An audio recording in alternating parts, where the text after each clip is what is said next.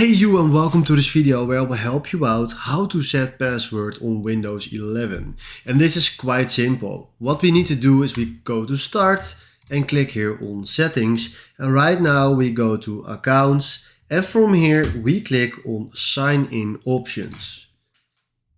Then right here you see that the only option to set a password is a facial, a fingerprint, or just a PIN or a security key. But hey, I want to set a password, so we need to turn on the password.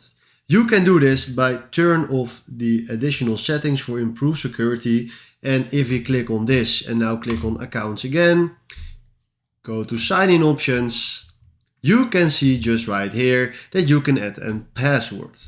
Then from now we click here on the arrow, and I already set up a password. So what you need to do now is click here on Setup when you don't have a password on your PC. If you have it already, then you can change it, but the following things will pop up when you click here on Setup, and that is exactly how you can set up your password on Windows 11. Thanks for watching, have a wonderful day, and ciao.